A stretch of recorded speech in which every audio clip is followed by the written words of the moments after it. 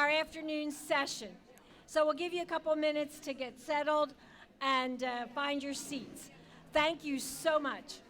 If anybody has questions that you wish Mary Ann to consider, if you would just bring them over to our table here, we'll make sure she gets them. Thanks.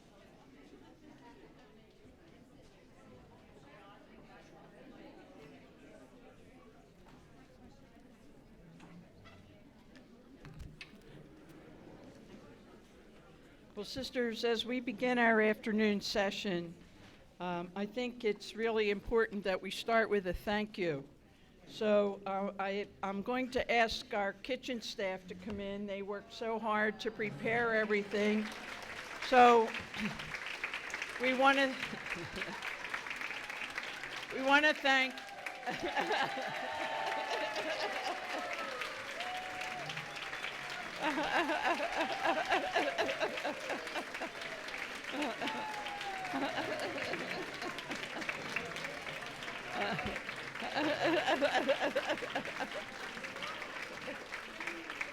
I want to express special thanks to Joe and Jemmy and Karen and Sandy and Don. And a special thanks also, you've probably seen this name frequently, but maybe haven't put the face to the name yet, but Karen Creeley, who's in our communications office. Karen.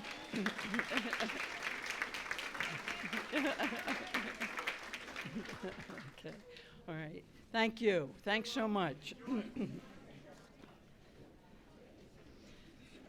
Sisters, before I introduce our panelists, I have just two other reminders for you.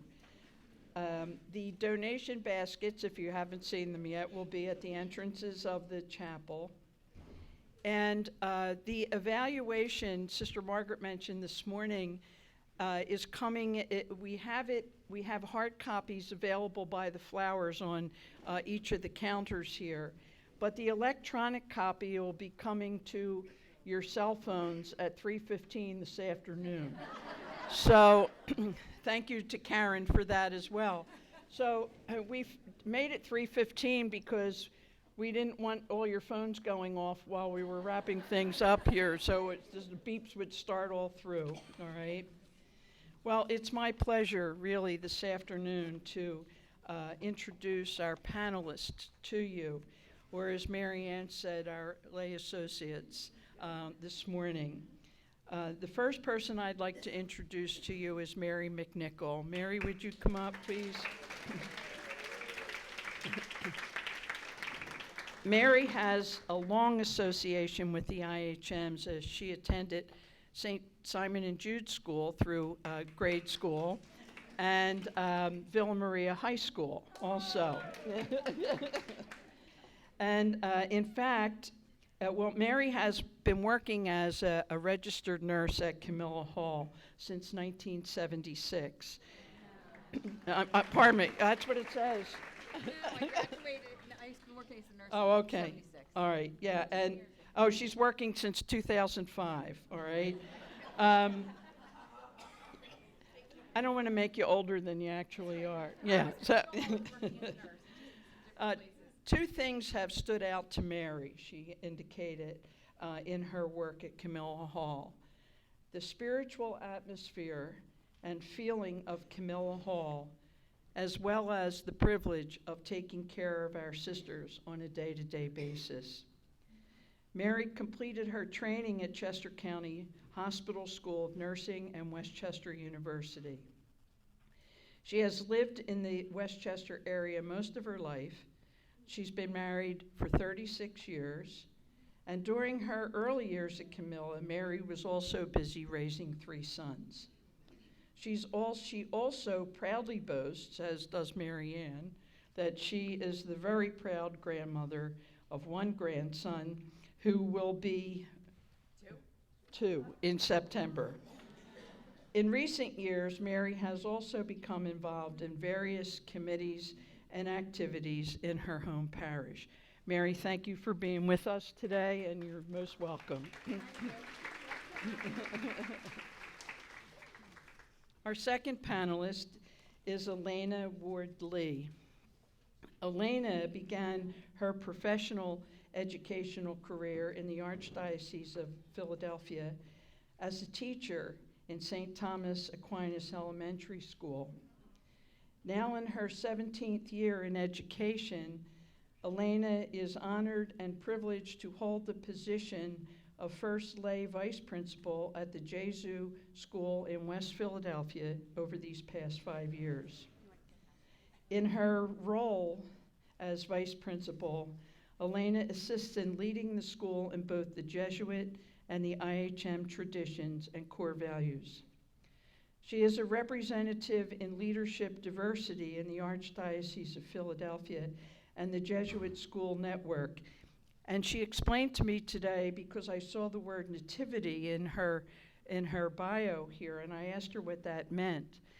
And elementary schools have just been admitted in the last, how many years?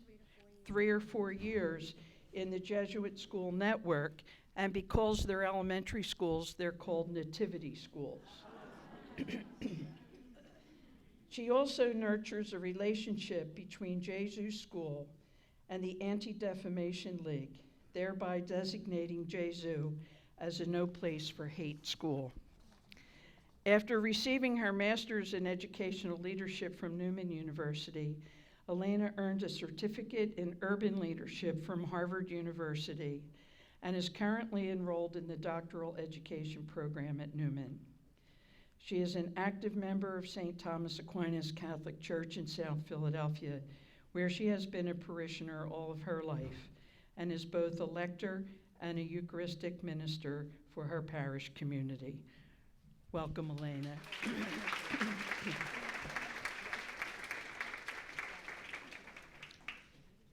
Reynaldo Pacheco. Reynaldo is a parishioner of St. Agnes Parish in Westchester since 1996. He has served as facilitator of the Hispanic Apostolic Committee for several years and actively participates in various church ministries. He retired from his professional career as a chemical engineer in 2007 and started teaching leadership and ministry courses at the Hispanic Catholic Institute of the Archdiocese of Philadelphia and at the Ecclesial Ministry Institute of the Diocese of Camden.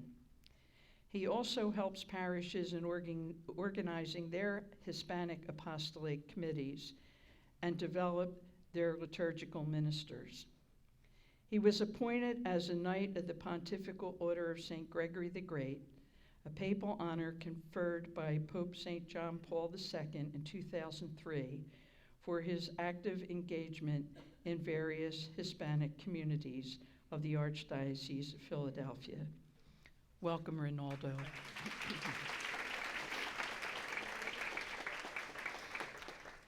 We're just going to ask each of the panelists to come up and just share their reflections with you without doing further introductions. All right? Thank you. Good afternoon, everyone. It's so nice to be here today, and I'm very thankful to be asked to be part of this wonderful convocation. I'm going to talk a little about my experience at Camilla Hall. Working at Camilla Hall, there are many ways to experience the IHM's beautiful charism: love, creative hope, fidelity. The phrase, being joyful bearers of God's redeeming love, truly describes the charism in action. The sisters invite us and give us the privilege to work with them in their convent home. We are partners in their ministry with them, as we, the lay staff, work with the sister staff on a daily basis to care for the sisters and attend to their needs. For many years, the sisters on staff have worked side by side with the lay staff.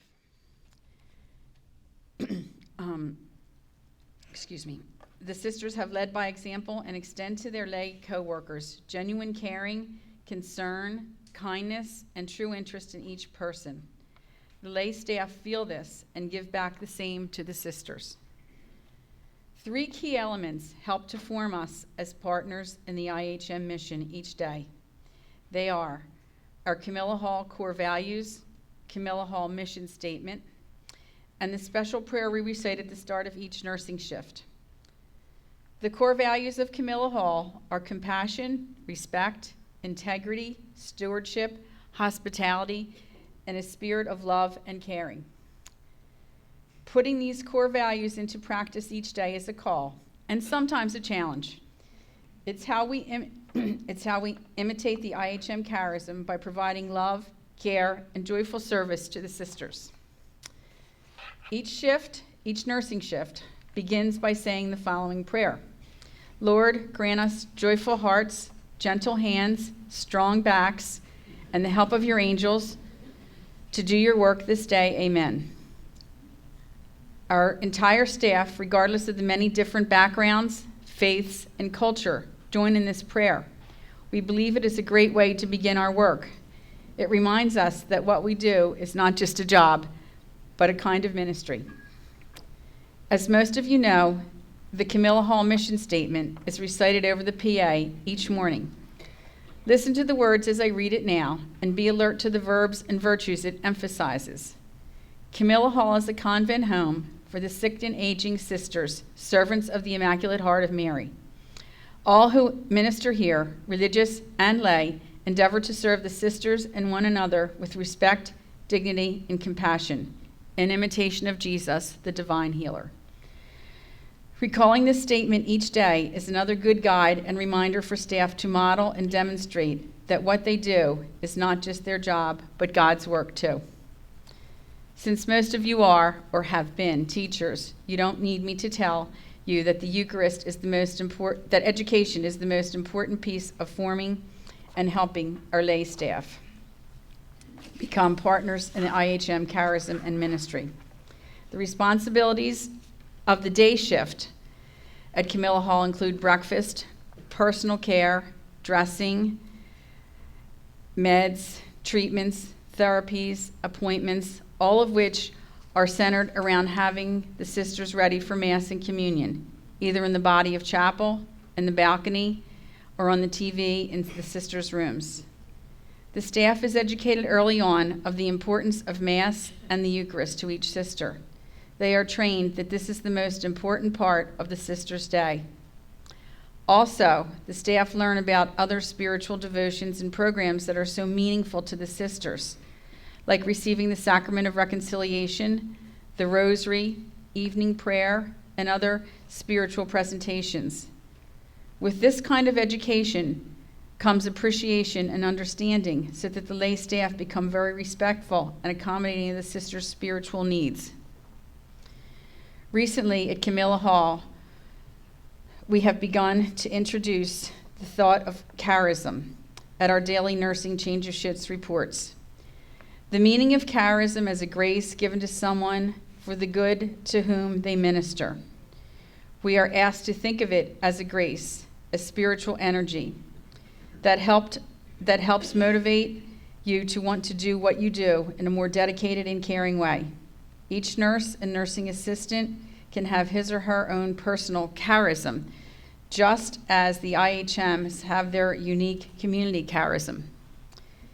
In developing this practice, we are trying to show the way the lay staff can feel connected to the IHM charism.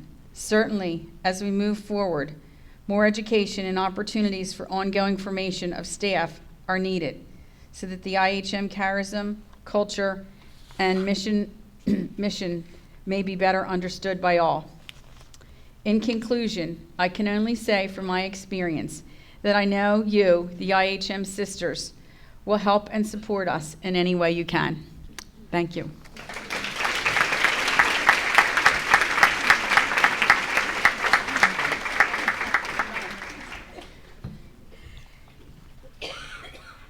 Again, good afternoon, everyone. First, let me start off by saying thank you very much. Everyone has been so nice and welcoming, myself and also my mom, and having patience with her. But more so, thank you to the council and Sister Rita and Sister Mary Ellen and Sister Ann and Sister Stephen and Sister Ellen, who is not here with us today, for recommending me, and Mary Ann and also Mary and Reynaldo, for including me to be a part of today's convocation. I am truly honored.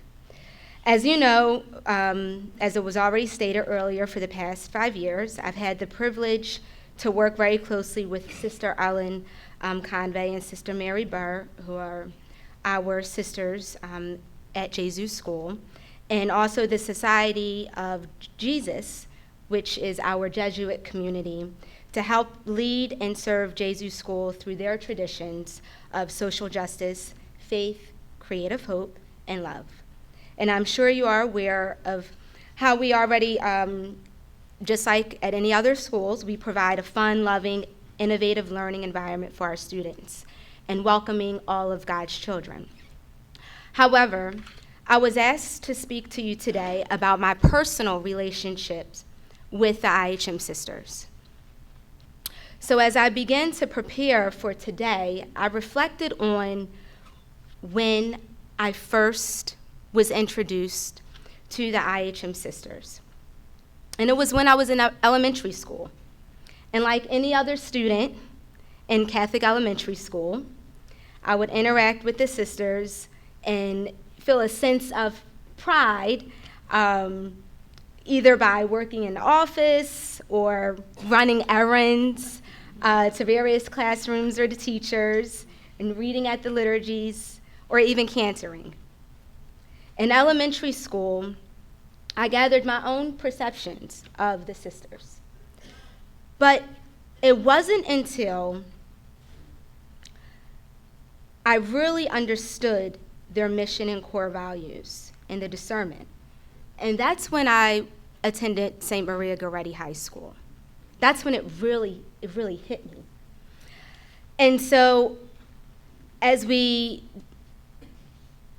spoke about earlier, stories, I'm going to share with you one of my personal reflections. So it wasn't until my sophomore year, from time to time, I would leave lunch early to go and sit in the chapel. You can't do that now. It's called wandering, right?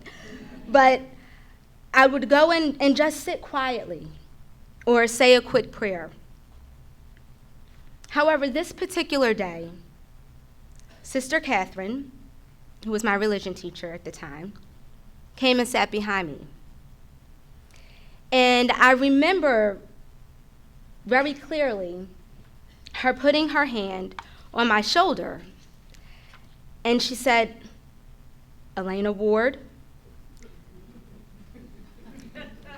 And I wouldn't dare turn around. So I just remembered staring straight ahead at the crucifix, praying, like, what did I do now?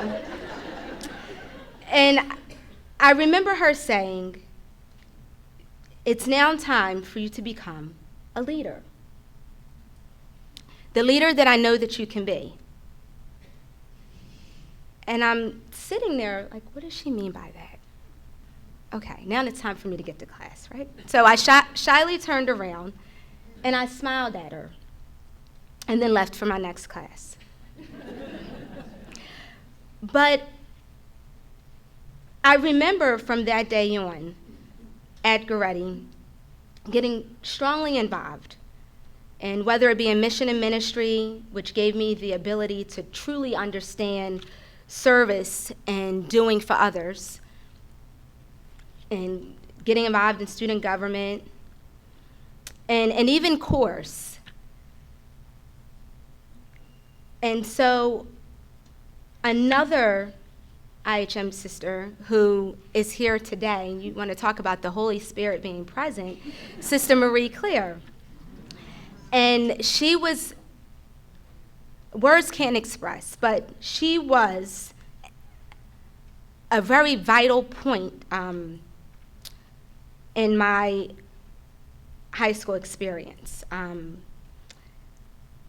so everything else that you can think of, and me being a part of and even encouraging the other girls to participate and getting involved.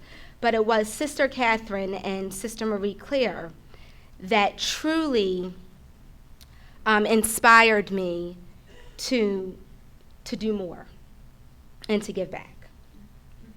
That was truly when my personal relationship with the IHM sisters unfolded.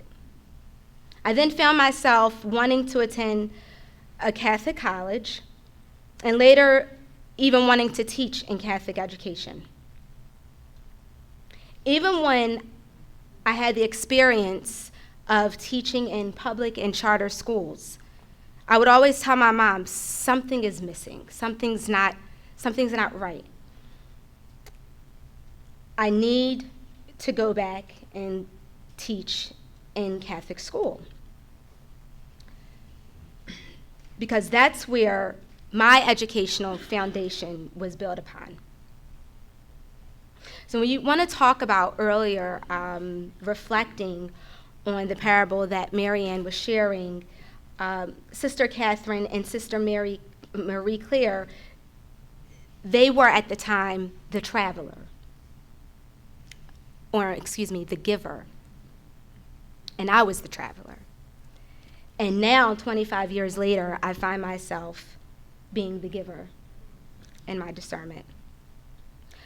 So along with my family, I must say that my relationship with the IHM community has instilled in me to not only be an advocate for Catholic education, but to not be afraid of my own discernment and to not be afraid of sharing my experiences in my Catholic faith, especially as a young Black Catholic, and to be proud of being a product of Catholic education. So when you integrate Catholic education with the IHM teachings, this is what you get. I always say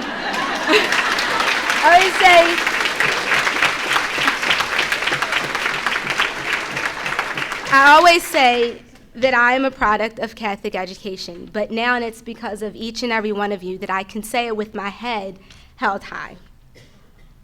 And so as we reflect on the depths of Mary's reflection thus far, and her relationship with the sisters at Camilla Hall, and my personal reflection, and also how the Holy Spirit led me back to working with the IHM community at Jesus School, and soon to hear next about Reynaldo's experience and relationship, and Marianne's earlier discussion focusing on remembering to reclaiming and re-envisioning. Let's now embrace all that we have heard and think about how we can continue having more conversations and gatherings like today. Bring the lay, associates, and the IHM sisters together, even if it is on a smaller platform, but engaging one another, so that the lay community, like myself, understands the significance of God's calling, and that the calling from God is even larger, utilizing our God-given gifts. It took me 25 years later, but now I know my purpose and I know my charism, all because of you. Thank you.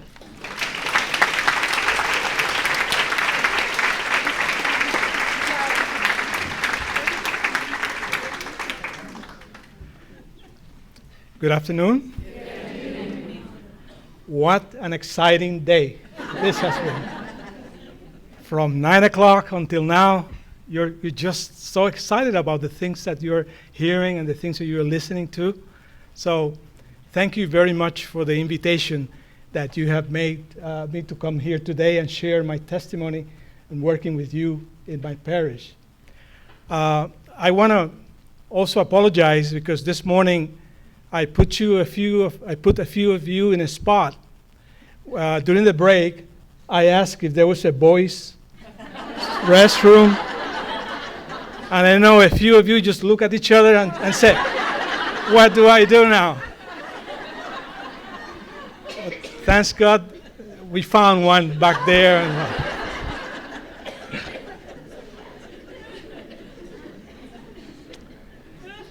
So let me take a few minutes to share my testimony working with IHM Sisters for over 15 years. And I also want to offer some recommendations on how lay people can continue to collaborate with you in the future. My first experience working with IHM Sisters was in 2003, during the Archdiocese of Philadelphia Synod, where I work with an IHM sister in the Adult Faith Formation Subcommittee. Then we continued to collaborate in the implementation of the recommendations made by that Faith Formation Committee. Around 2005, we welcomed another IHM sister to work in the Hispanic apostolate at my parish in St. Agnes in Westchester. Then she was assigned to another mission later in South America. After she left, we were blessed to receive another IHM sister, which has been with us until last Thursday. So many of you may relate to whom I'm talking about. And now that she has been assigned, we don't have another IHM sister, but we are praying to the Lord that He will give us another IHM sister to our Hispanics. So it was a great opportunity to announce it here.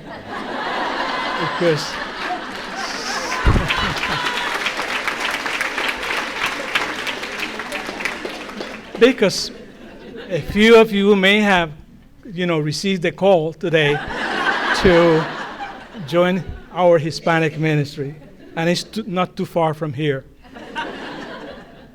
So we're praying, and we ask your prayers also for that. Another significant experience working with IHM Sisters was in 2006, when I started teaching leadership and ministry skills at the Archdiocese of Philadelphia's Hispanic Institute. The director there was an IHM sister. I can share many experiences, anecdotes, and so forth. I can spend hours here talking about all the things that I have experienced working with you, some of you, during this 15 past years. But due to the limited time that we have, I'm going to just share 2 or 3 things that have really made a difference in my faith formation and in my life. First, IHM sisters have taught me the importance of maintaining a deep spirituality through prayer and reflection.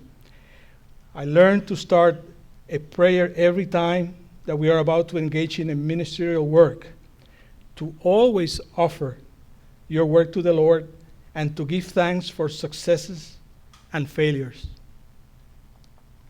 Secondly, I also learned from IHM sisters to be always open to new ideas and to listen to people's needs and concerns. And right here, I'm going to share an experience that I had back in 2006. I approached the director of the Catholic Institute, which was an IHM sister, with the idea of incorporating a ministry and leadership skills course in the Institute.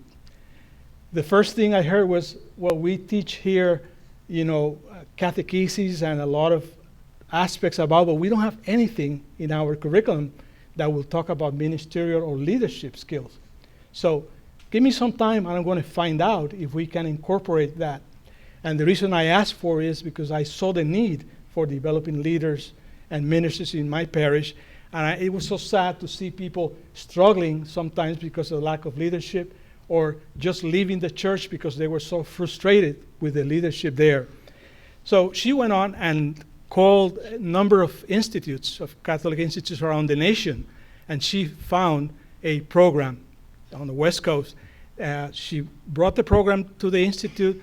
I read through it, we adapted to the Institute, and we started in 2006 offering those ministry and leadership skills.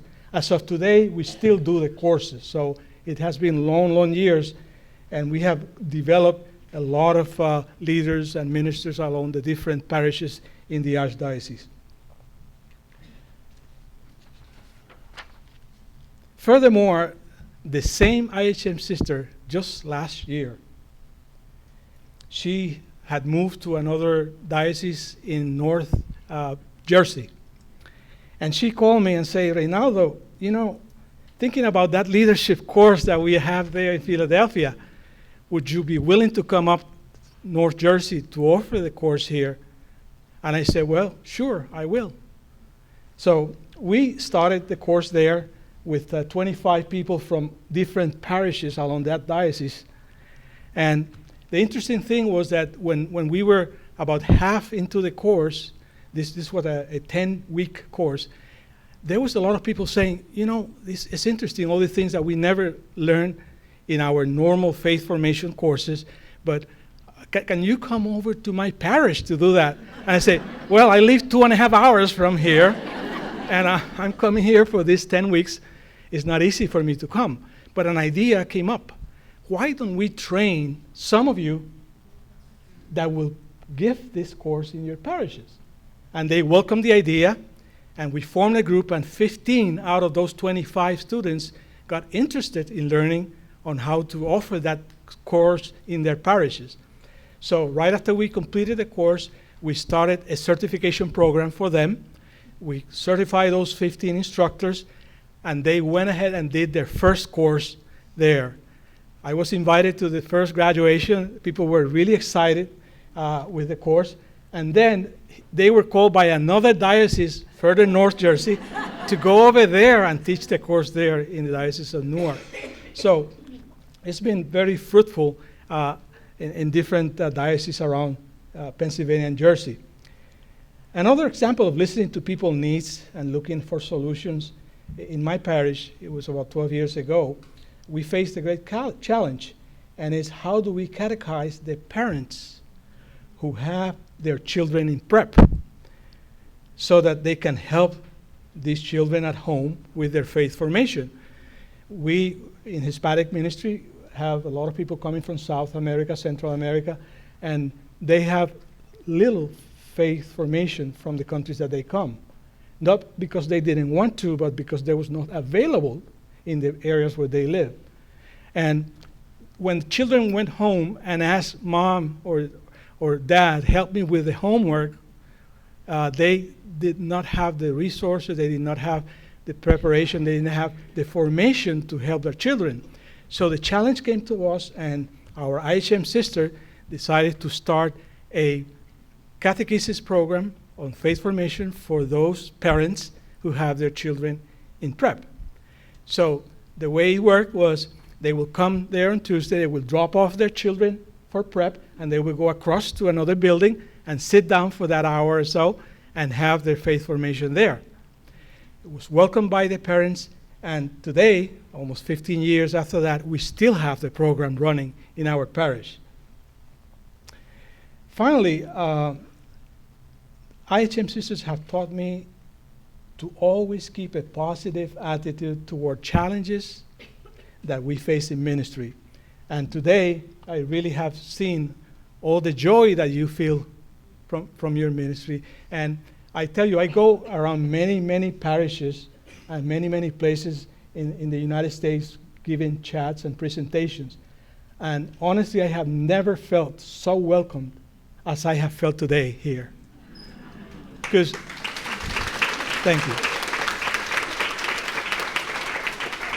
From the time I got off my car out there, and a sister approached me, good morning, are you here for, yes, I am. And she came along with me and Elena around, and she brought me to the entrance to the registration door. Then another one of you took me, okay, I will take you to the gym, and another one, and I've been all over. And as I walked through the room, the smiles, hi Reynaldo, I am Sister so-and-so, welcome, thanks for being here, never before. So thank you very much for that hospitality. I'm sure you all know that our Hispanic community faces many challenges. Discrimination, fear of deportation, low or no income to live, low schooling, not speaking the English language, and so on. These IHM sisters that have worked in our parish have provided the love, the guidance, and the encouragement to live in such a dramatic environment. Those of you who have worked with Hispanic ministries, you know how difficult it is with all the situations that they bring from their countries. Our IHM sisters have been icons of positive attitude and faith in God's mercy towards the poor and less fortunate people.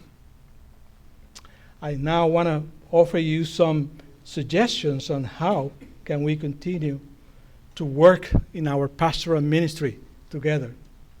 First, I want to make an invitation to continue working with the Hispanic apostolate in parishes by sharing your charisma and helping us in fighting social justice, as you are doing right now, in developing leadership skills that we can better support each other. Help us grow in faith to become true disciples of Jesus Christ. Help us develop some of the survival skills like learning English, coping with the American culture, and developing job skills. In closing, there's no doubt in my mind that you have the charism and the capabilities to bring that love, peace, spiritual direction, and encouragement to our communities. So I hope that you do so, and I also pray to the Lord that He will continue to bless you in your ministry for the years to come. Thank you very much.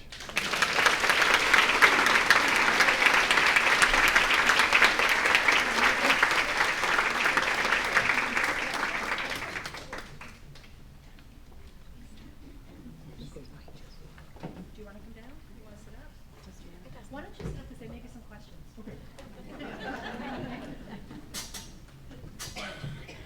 So again, if you could join me in thanking these three wonderful people in there. When we were planning this, and it just felt it was so important to have the opportunity to hear the deep stories from people who are connected with you, who are engaged in the mission and the charism on a daily basis. So thank you again for sharing that. It was very inspiring. I guess what I'd like to do before we open up for any additional questions or some closing remarks on my part is to open it up to you to see if you have any questions for the panel or any reflections, insights, affirmation of what they just shared with you. So I'll step aside and step back.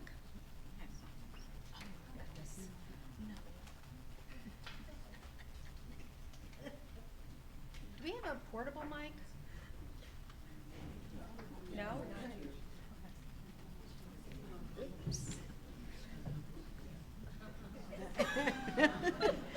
I know Elena's going to kill me, but in listening to Reynaldo talk, we started a program at St. Thomas Aquinas. It's called the Penn Education and Research Program, and our program was for our Latino students, some Vietnamese, Indonesian, and an African family that we have.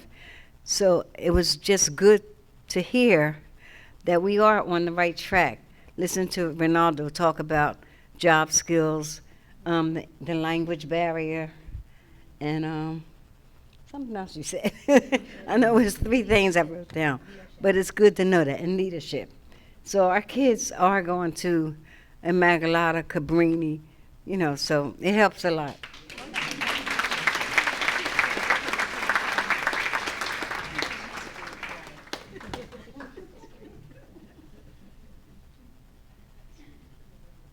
You can stand from where you are and yell.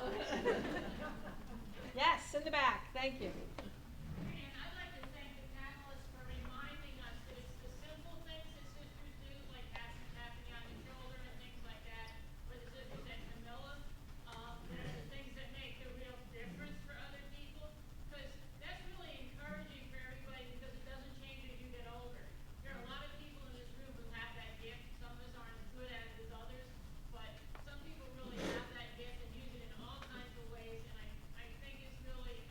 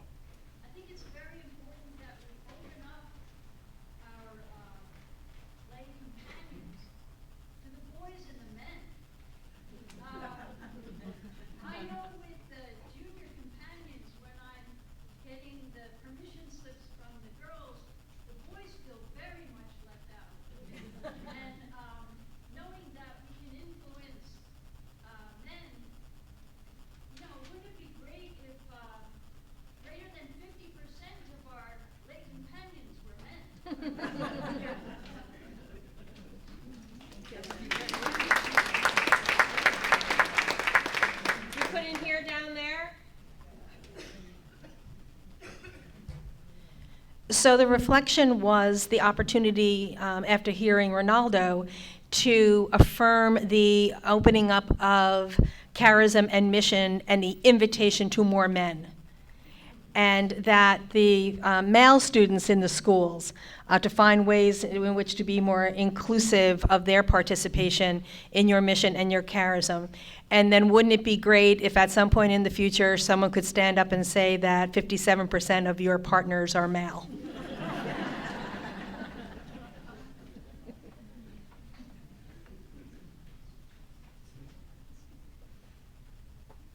Yes, sister, please. When I was listening to the Lasallian language that you were using and how the brothers incorporated the laity and how that increased and multiplied among the men and women and how that carried on their charism and the percentages of the brothers now according to statistics and according to the lay, how that has grown. I'm just wondering if this might be something that is seedling for us, that we have companions in prayer and ministry, but it's mostly in prayer, that we incorporate more and more of what we just did here today, in which we are partnering in a way, so that the IHM charism does go on. As the sisters, perhaps the numbers decrease, but our charism continues to increase. Yes, thank you. So did everyone hear that? No, okay. So, so the opportunity to continue to have sharing like this with your lay partners, so that similarly to the ways that the Brothers of the Christian Schools and other congregations discerned an opening of shared mission, shared charism, shared communion over a period of time and of discernment, that that your congregation may consider more intentionally entering to that process as well, so that the charism continues beyond any numbers of religious sisters, so that there is that opportunity again for breaking open the charism and inviting people into share in that mission and charism in a way that is more co-responsible in the future than it is presently, that it is in the present, right? So thank you for that reflection. Good question.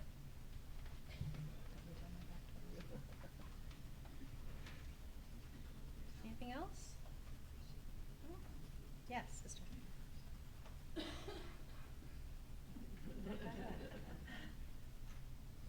This is just I don't know who just sat on my shoulder, but I think it was the Holy Spirit. But the sisters in Coatesville who do, what do we call it? Family. I'm just wondering if that's not something that some of us could do elsewhere. It seems to have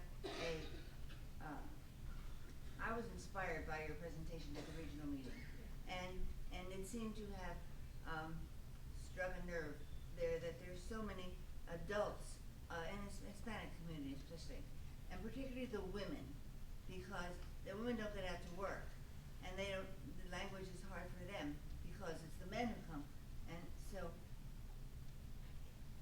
I don't know how this would work. I leave it to you. But I think there is a great need there. Do you want to speak to that at all? No. Yeah, thanks. So again, I think what, as your conversation continues, it's those opportunities to allow the Holy Spirit to tap on the shoulder, right? And to have the opportunity to have the dialogue and the conversation about the what ifs. All of the what ifs that you imagine, in a practical basis, you're not going to be able to do. I mean, hopefully you have more dreams than what you can accomplish. Does that make sense?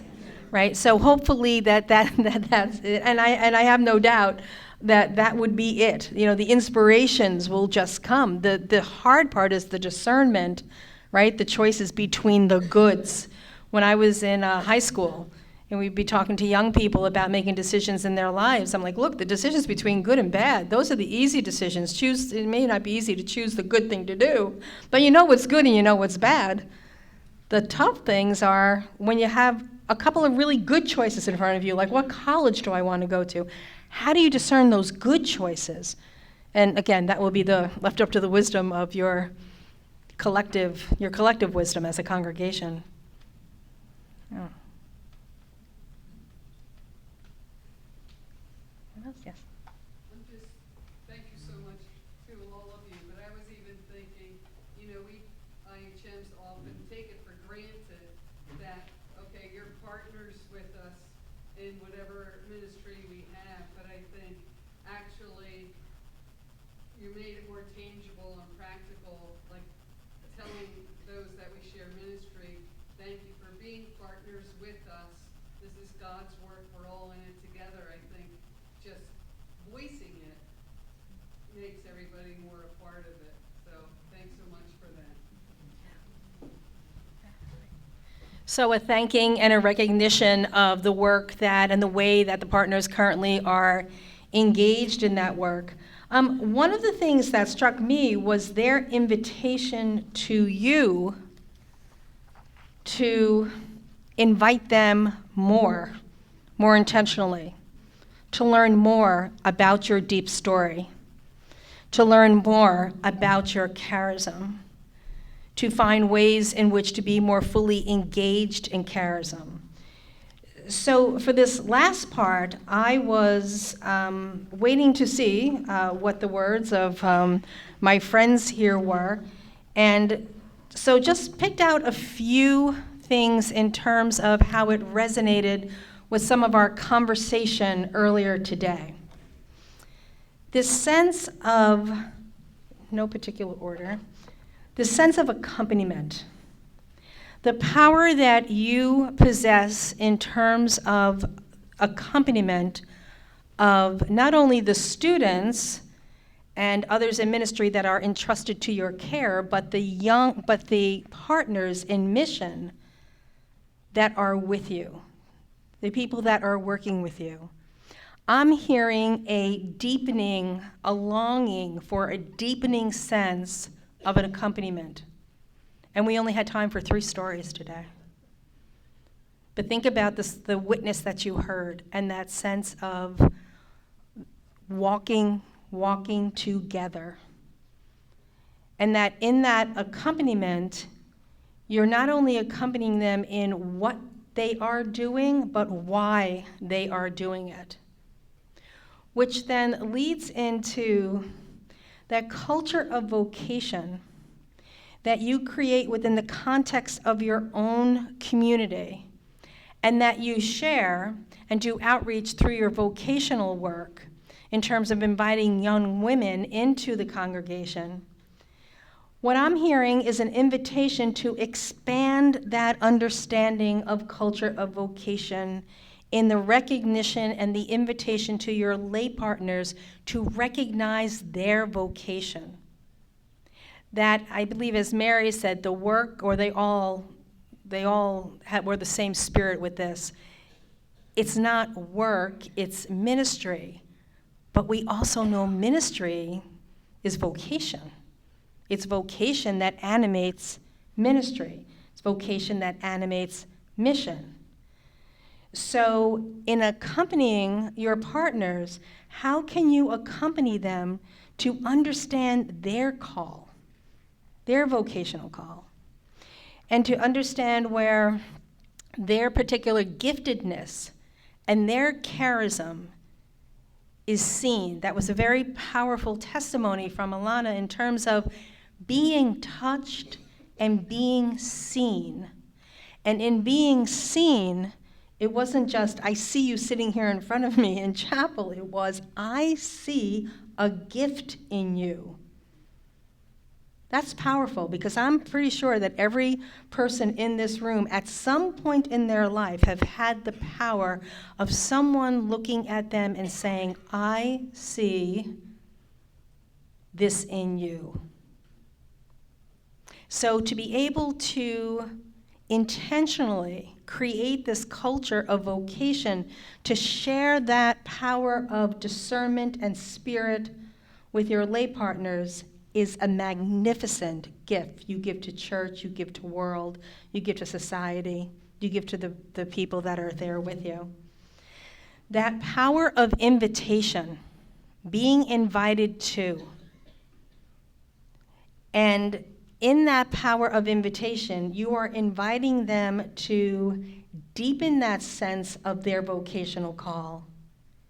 Because some that are invited into that deeper sense of mission and vocational call may find their home, their charismatic home, their spirituality in the IHM, spirituality and charism. That may resonate with them, as we've heard already, very deeply, that they are rooted in that sense of incarnation, of redemption, of communion.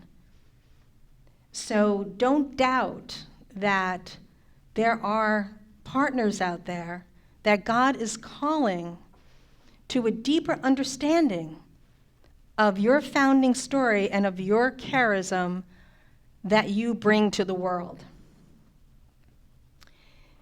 This sense of encounter, and you talked about the encounter and the catechizing, and the powerful role, again, that you can play in these moments of encounters with seeing things through the eyes of faith. So where is the Spirit calling you? You know, we look at charism as grace, and so those moments of encounter, the moment with the monk and the traveler, the giving away of the treasure and the receiving of the treasure. Where are you at, both individually and collectively, as a congregation? I respect and, again, am just inspired, as I'm sure you are, by the various deep stories that have been told with us this afternoon.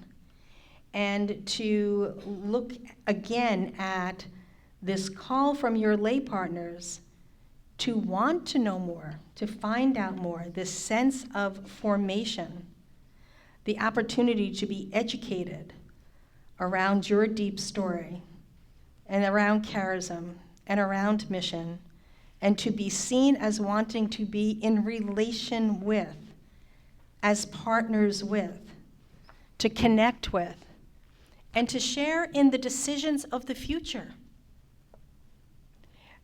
Again, just listening to the three people that we have up here on the panel, the wisdom that was there in 10 minutes in terms of some potential for the future, and some thoughts and ideas of, yes, present, but also future.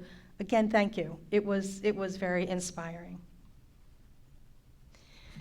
So I would like to close with a quote from Pope Francis, but after I close, if there are questions or reflections, we have a little bit of time and we can do that, okay? So a final thought.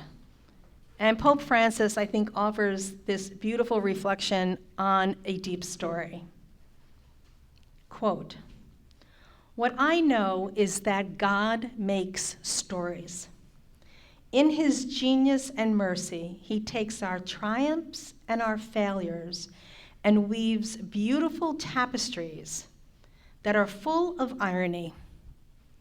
The reverse of the fabric may look messy with tangled threads, the events of life, and maybe this is the side we dwell on when we are in doubt. This is the side we dwell on when we are in doubt.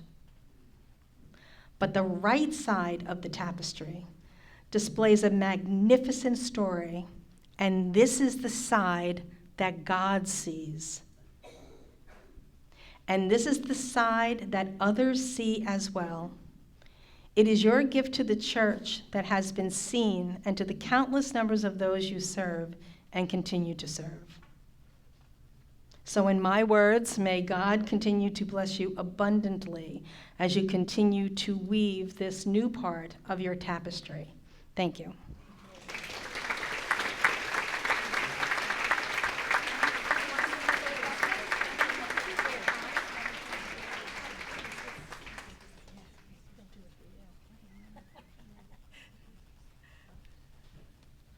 I don't know if anyone has a question that you may like to direct to any one of our panelists or to Mary Ann. We still have a couple minutes, so if you would like to do that, you didn't have time to write it, just raise your hand and shout it out. Well, I think they were such good teachers, see that, yeah.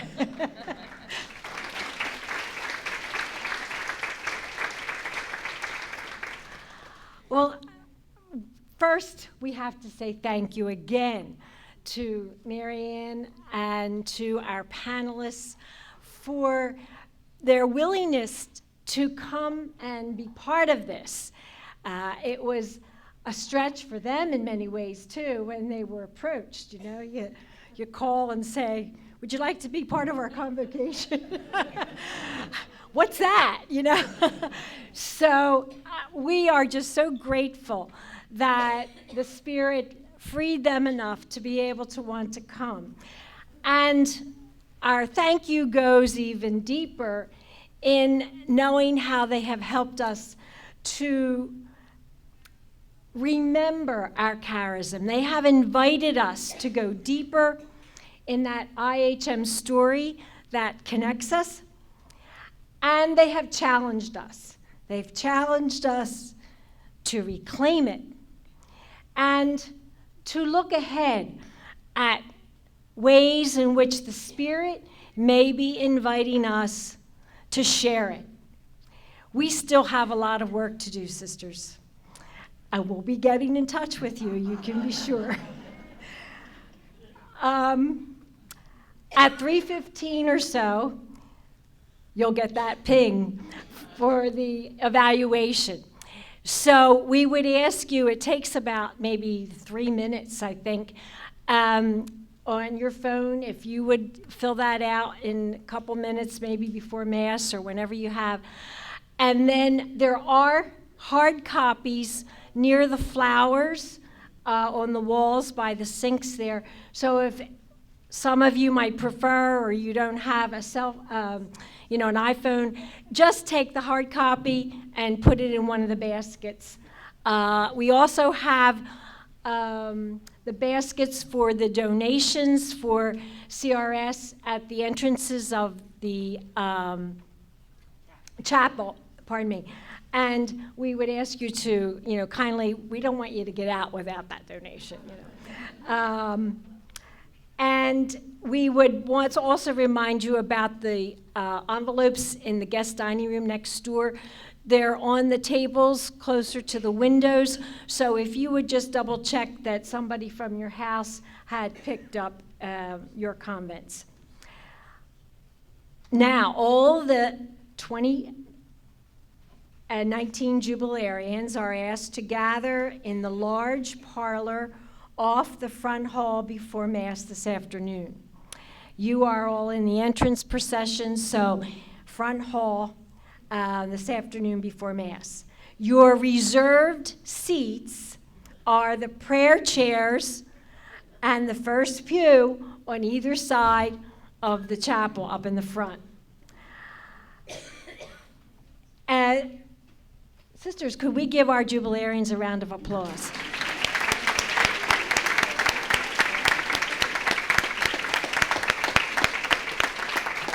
And the sisters who are the extraordinary ministers for Holy Communion are asked to meet Sister Patricia Daly at 3:30 in the chapel. And our last announcement is Sister Donna Shallow. She has a special announcement.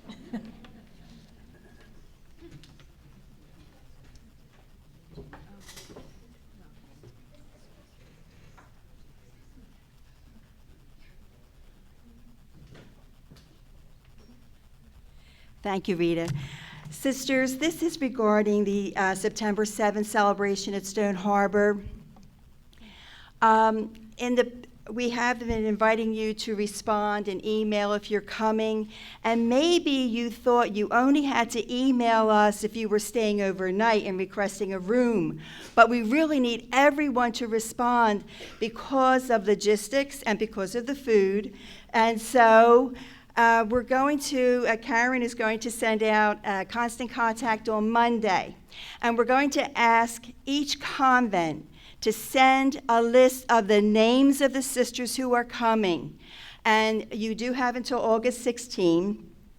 I realize that sisters will be moving to their new assignments tomorrow, so once the dust settles, then please do email us by August 16 with the names of everyone so I can check with my list, and we don't want to leave anyone out. Okay, thank you so much.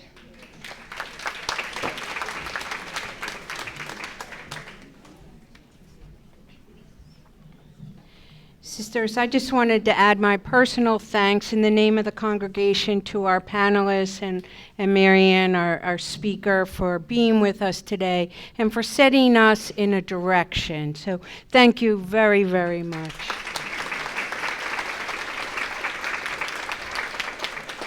And I would also ask that any sister who is in the midst of moving or will be moving tomorrow to please stand.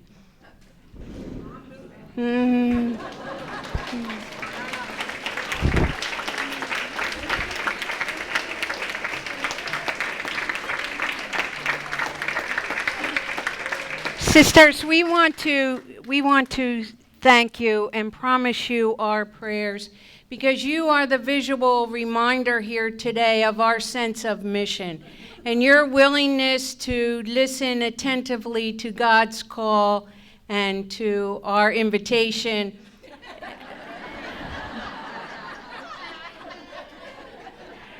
Certainly puts flesh on what we talked about here today. So, sisters, please know that you are in our prayers, you are in our hearts, we are inspired by you, and good luck unpacking.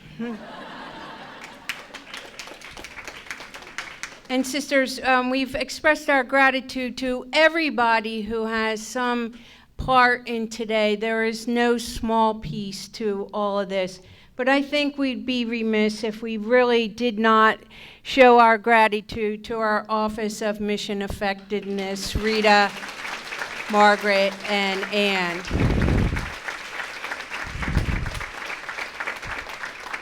Last year at this time, we approached them with the concept of the office. They asked us, well, what is it? And we said, we don't know, but we're going to figure it out. And thank you for figuring it out.